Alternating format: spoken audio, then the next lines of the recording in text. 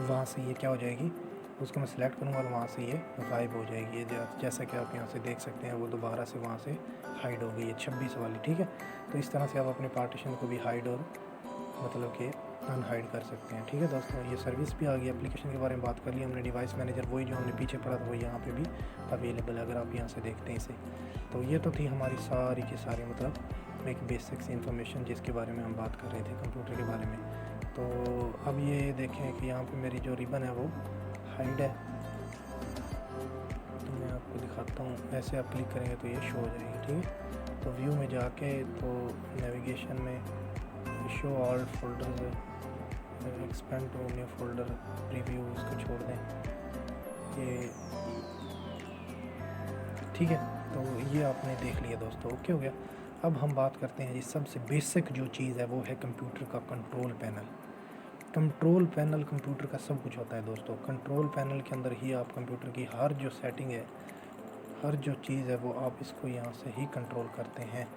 समझ आ गया दोस्तों। तो सबसे पहले सिक्योरिटी की बात करते हैं। यहाँ पे सिक्योरिटी में हमारे पास आ जाएगा कि सिस्टम की चेंज और यूज़र नेम कंट्रोल सेटिंग वगैरह यहाँ से हम चेंज कर सकते हैं। मिसाल के तौर पे अगर आप कंप्यूटर कोई भी चला रहे हैं तो आप इस ऑप्शन को अगर नीचे ले आएंगे ना सबसे इधर, अगर आप इसको सबसे ऊपर कर देते हैं तो हर एक बात के ऊपर ये कंप्यूटर आपसे परमिशन मांगेगा। हर एक चीज़ के ऊपर कोई भी अगर आप काम कर रहे हैं ये फ़ौरन आपसे नोटिफिकेशन मांगेगा, नोटिफिकेशन। इसको आप अगर नेवर नोटिफाई भी कर देते हैं यहाँ पे तो खुद ही जो है वो जो रिकमेंड जो सेटिंग होती है उसके मुताबिक वो खुद ही कंप्यूटर के साथ वो चलता रहेगा। मतलब कि आपको ज़्यादातर वो बार बार आपसे परमिशन नहीं मांगेगा। लेकिन वो रिकमेंड तो नहीं करती इसको कि आप करें, क्योंकि कुछ ऐसी चीज़ें होती हैं जो कंप्यूटर को आप नहीं मतलब इजाज़त देना चाह रहे हैं। मिसाल के तौर पर अगर वो आपसे लोकेशन ट्रेस करवा रहा है, अगर आप कोई पर्सनल डाटा ले रहे हैं, अगर आप उसको लॉक कर देते हैं तो वो आपसे ज़ाहिर है कभी कभी वो एक्सेस खुद ही करेगा, आपसे परमिशन नहीं मांगेगा। तो इसको आप नीचे अगर कर लेते हैं तो एक नॉर्मल बंदे के लिए ठीक है, जिसको कंप्यूटर की इतनी समझ नहीं है, वो चाह रहा है कि बस जो भी हो कंप्यूटर बस चलता रहे,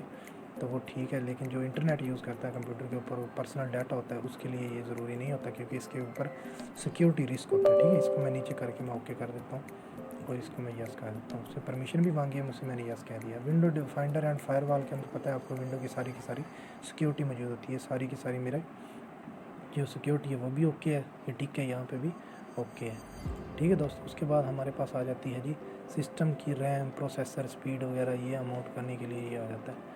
इसको आप छोड़ दें, ये इसके में काम नहीं है आप लोगों का, ठीक है। उसके बाद यहाँ पे बैटरी का पावर ऑप्शन आ जाता है, बैटरी कैसे काम करती है ये वो ये सारे का सारा ये देखें। अब यहाँ पे आ जाता है कि कितनी देर बाद स्लीप हो